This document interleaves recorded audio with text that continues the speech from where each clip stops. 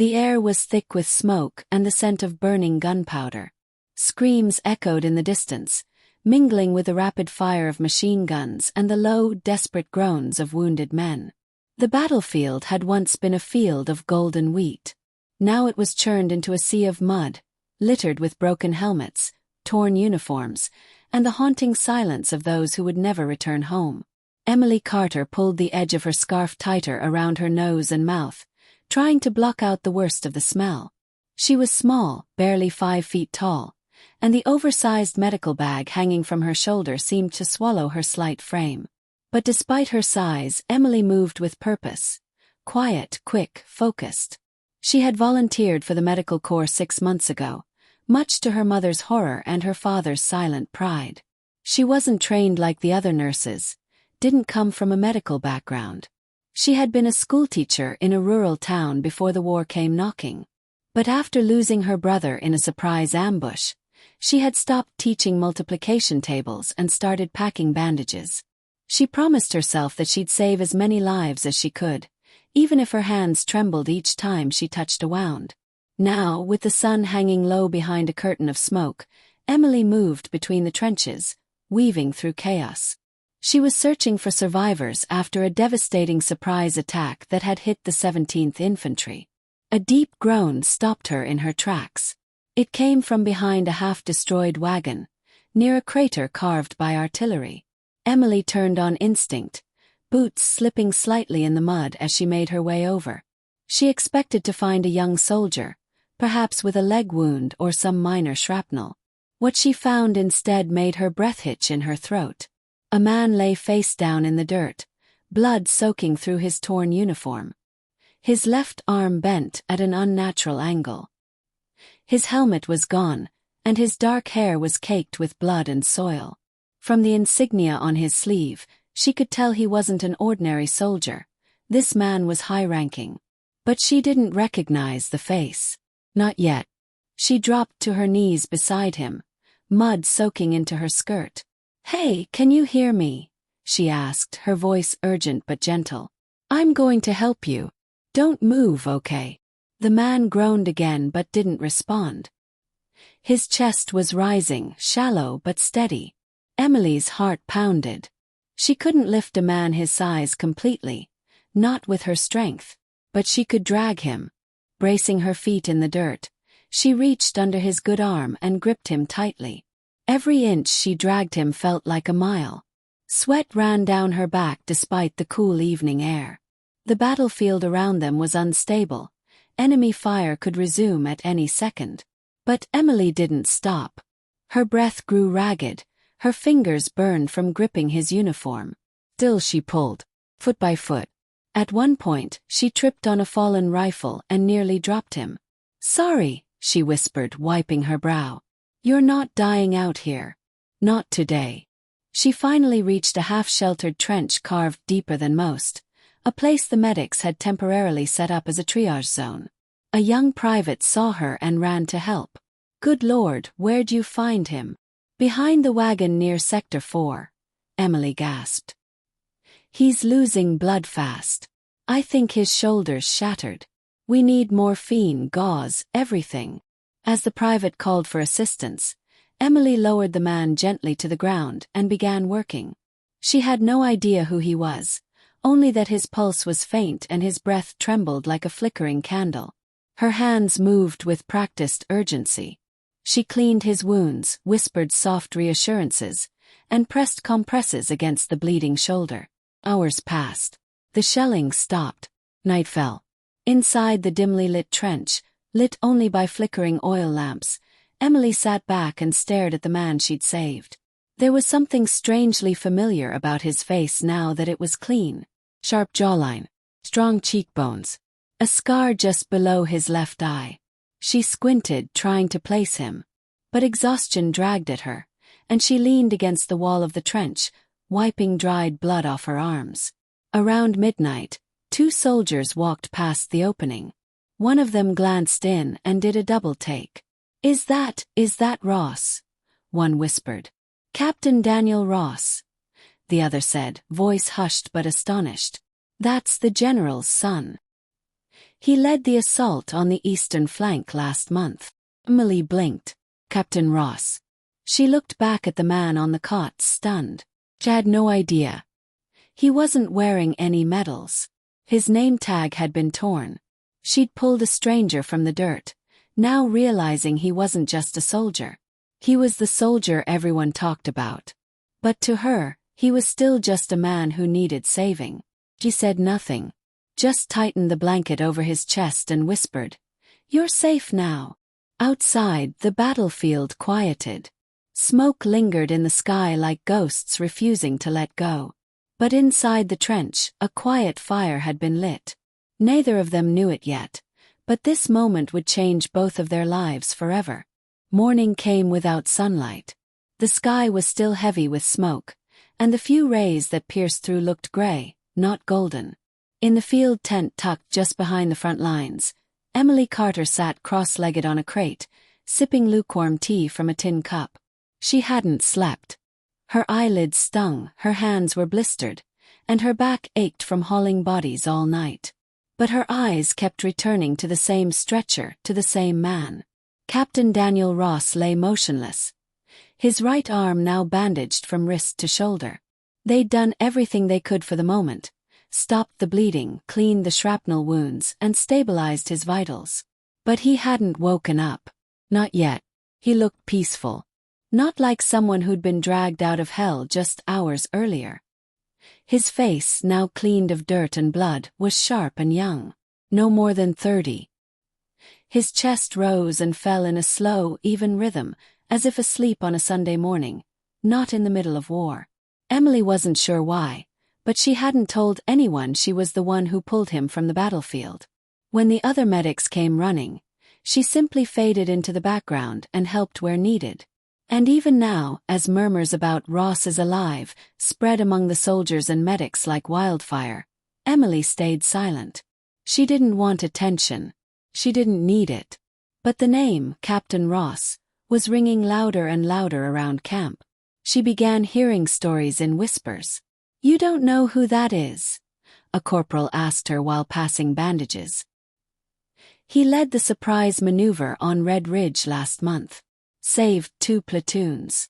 Another nurse chimed in. And last week, he refused to abandon a squad trapped behind enemy lines. The general told him to pull back. He didn't. Someone else added in awe, "That man's a legend in boots." Emily didn't respond to any of them. All she could think about was the sound of his breathing when she found him, ragged and shallow. She remembered the way his blood soaked through her coat as she dragged him. He hadn't looked like a legend then. He looked like a dying man. Late that afternoon, the tent door flapped open again. A man in full uniform entered, tall, square-jawed and stern-eyed. His rank insignia glinted silver. Brigadier General. Behind him, 2 officers remained outside, heads bowed slightly. Emily stood immediately, heart thudding. The general scanned the tent, his eyes falling instantly on Daniel. His expression didn't change, but a brief tightness crossed his face. He approached the cot in 3 strides, stopping at the foot of the bed. "Captain Ross," he said quietly, as if the title might somehow wake him. Emily watched silently, unsure if she should introduce herself or remain invisible. She opted for the latter. The general turned and finally looked at her. "Ooh. You're one of the medics who treated him." She nodded. "Yes, sir." His gaze narrowed slightly. "They said a small woman brought him in.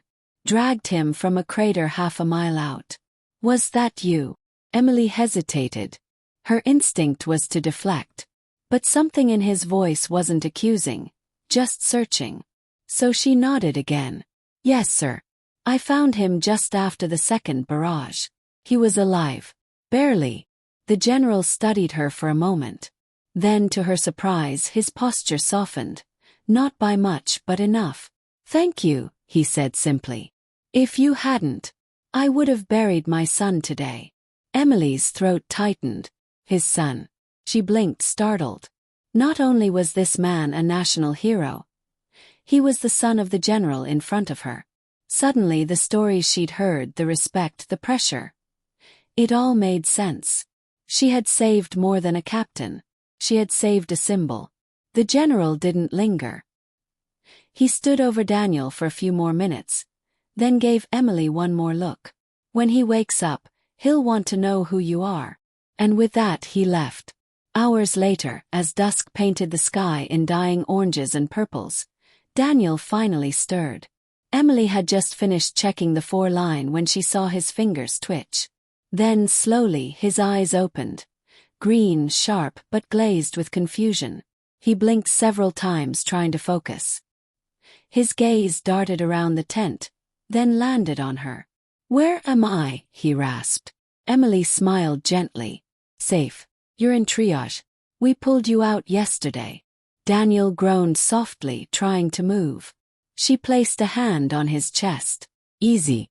Your shoulder's in bad shape, and you lost a lot of blood." He took a breath, then glanced at his arm. "Still attached. That's something." There was a pause. His voice, though faint, held a dry edge of humor. Emily chuckled. "You've got a strange way of saying thank you." "I haven't said it yet," he murmured. "But I will once my brain catches up." He tried to sit up, winced, and lay back again. Then, turning his head toward her, he narrowed his eyes a bit. "You were the one who found me, weren't you?" Emily didn't answer right away. She wasn't used to people looking at her like that, like she mattered. "I did what anyone would have done." "No," he said simply. "They wouldn't have. I know where I fell. I know what that place looked like." His voice grew quieter. "That was no place for a girl like you." Emily's smile faded just slightly. "No place for anyone. But we do what we have to." Daniel looked at her, studying her more closely now. "What's your name?" "Emily." "Emily Carter." He nodded once. "I'll remember that." A long silence settled between them, but not an uncomfortable one. Outside the tent, the world still sounded like war, but inside there was something different, something gentler, fragile like the breath between battles. Emily finally stood, brushing her coat clean. "Rest now, Captain Ross. You're not out of the woods yet." As she walked toward the flap of the tent, Daniel's voice called after her. Faint but certain. "Daniel." He turned. "Sorry. My name." "Just Daniel." Emily paused, smiled, and nodded once. Then stepped out into the night. Daniel Ross had always been good at reading people. Years of military service sharpened his instincts, but there was something about Emily Carter that puzzled him. She didn't wear medals. She didn't speak loudly or carry herself like a war-hardened veteran. But there was a calm in her presence, something quiet and stubborn that had kept him anchored in the haze of pain and morphine. For the next 3 days, he remained in recovery, confined to his cot with limited movement. The pain in his shoulder flared whenever he tried to sit up or shift. Still, every morning, like clockwork, Emily appeared. Sometimes she changed his bandages. Sometimes she brought warm tea or broth. And sometimes she simply sat nearby, scribbling notes in a worn journal as he rested. They spoke in fragments at first. "How long was I out?" "Almost a full day after I brought you in. Your pulse was faint. You carried me. Dragged you, actually. My back still hates me for it." Daniel smirked.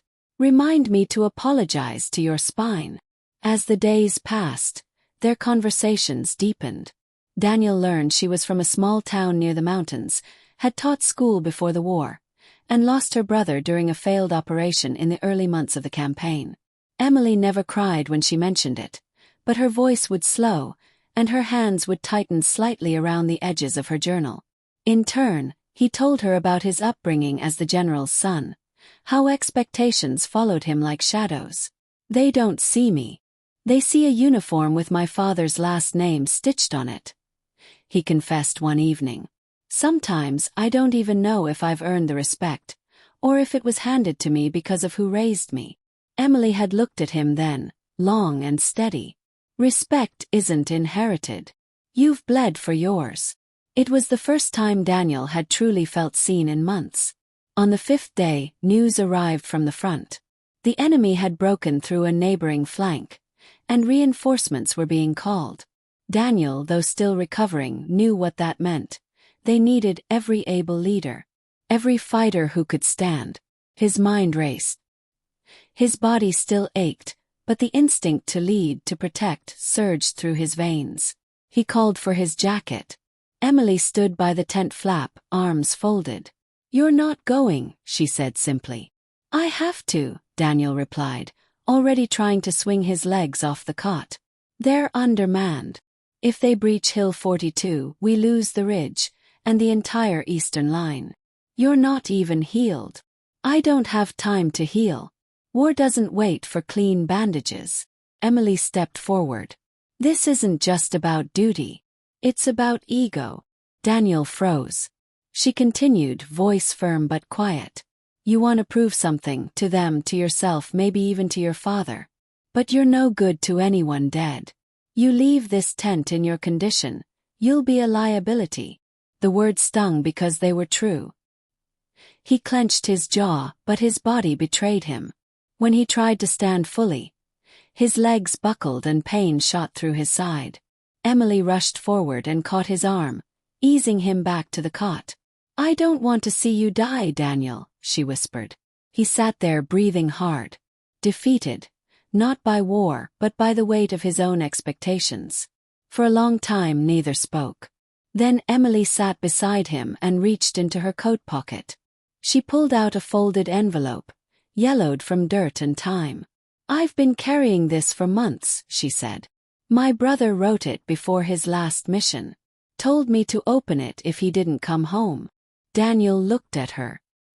"He didn't come back," she said, her voice tight. She unfolded the letter and handed it to him. "Emily, if you're reading this, I didn't make it. And I'm sorry for the pain I know you're carrying now. But promise me something. Don't let this war turn your heart cold. There's still good in the world. There's still people worth saving and stories worth telling. Find those people. Be brave enough to care for them. Love always. Amos." Daniel read the letter twice. Then again.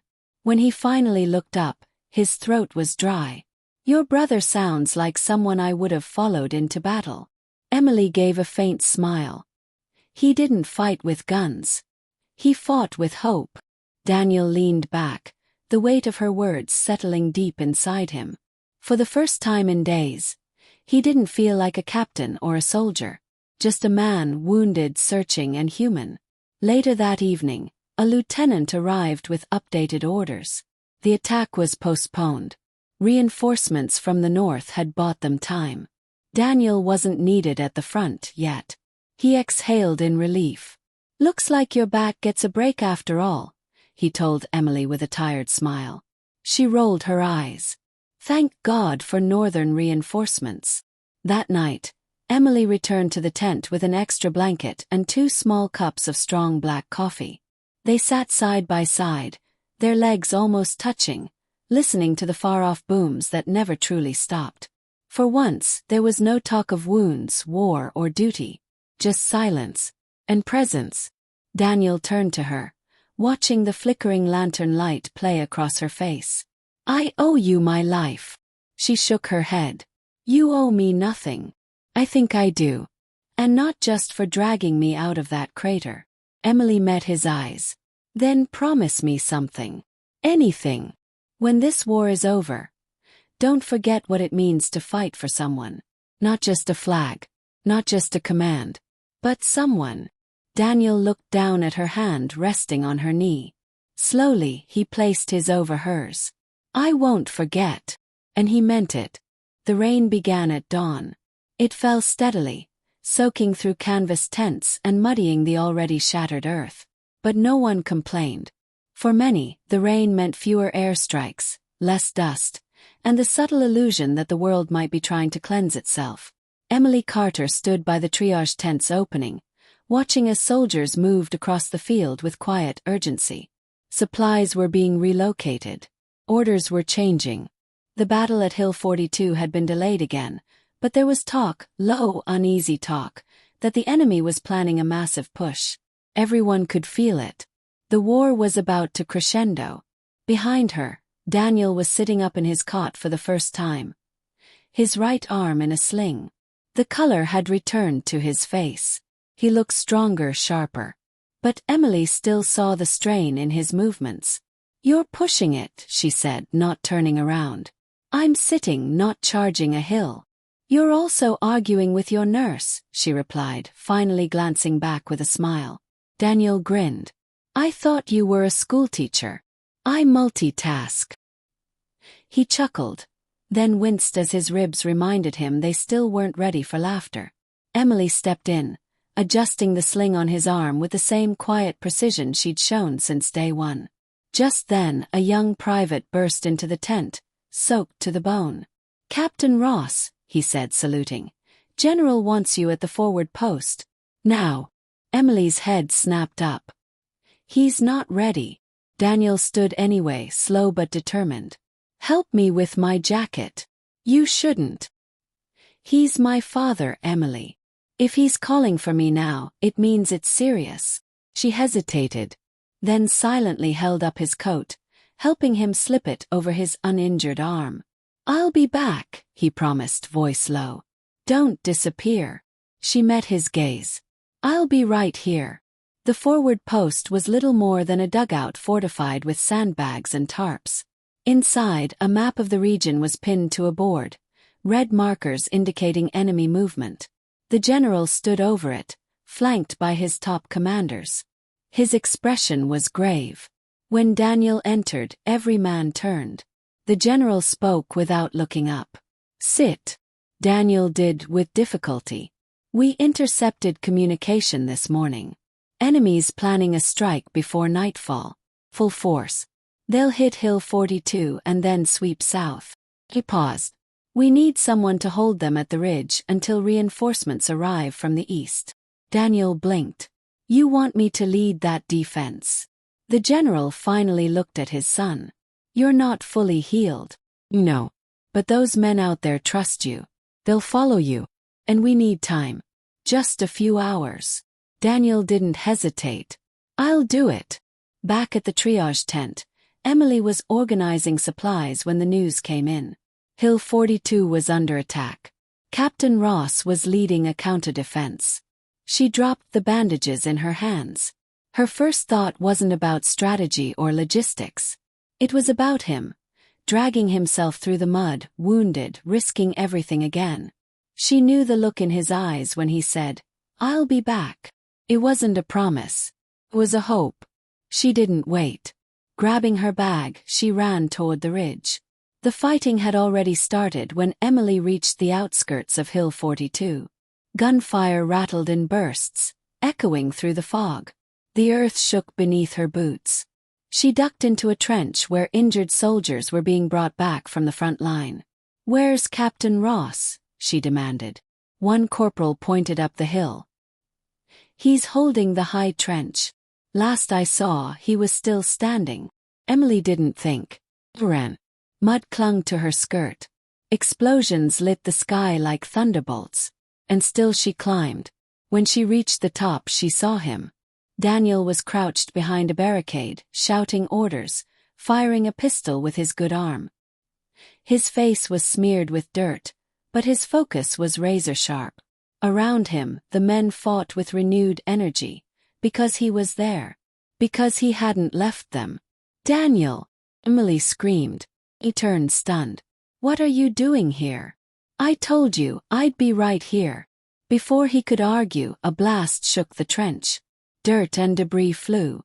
Emily fell against the wall. Daniel leapt over to shield her as a second explosion hit nearby. When the smoke cleared, they were still alive, but Daniel's face was pale. "You need to get out of here," he said, gripping her wrist. "I'm not leaving you. I can't protect you like this." "You don't have to protect me," she shot back. "You just have to live." Their eyes locked. Another explosion rumbled farther off. Then, a miracle. A horn blared from the valley below. Reinforcements. The eastern flank had arrived. The enemy lines, sensing the shift, began to fall back. Within an hour, the ridge was secured. By dusk the field was quiet again. Emily sat beside Daniel, both of them bruised, breathless but alive. "You disobeyed orders," he said softly. "I wasn't under your command." He laughed weakly, then turned to her. "You saved me. Twice now. Let's not make it a habit," she whispered. In the days that followed, word of the defense at Hill 42 spread through the ranks. The men who had fought beside Daniel told the story of a wounded captain who refused to fall, and a tiny nurse who stood by him, unshaken. At the next assembly, with the entire company present, General Ross stepped onto the field and addressed the soldiers. "Today," he said, "we honor not just bravery but heart. The kind of heart that refuses to leave a man behind. The kind that shows up when everyone else retreats." He turned to Emily, who stood to the side, unsure why she had been called. "My son might have commanded the ridge. But the reason he stood on it in the first place is because of her." Emily froze. Applause broke out. Daniel stepped forward, still in his sling, and walked to her side. Slowly he took her hand and raised it. The soldiers cheered. But Emily didn't hear the noise. She only saw him, his smile soft and full of gratitude. When the guns finally fell silent, they walked away from the battlefield together. Not as soldier and nurse, but as two souls who had found each other in the fire, and refused to let go.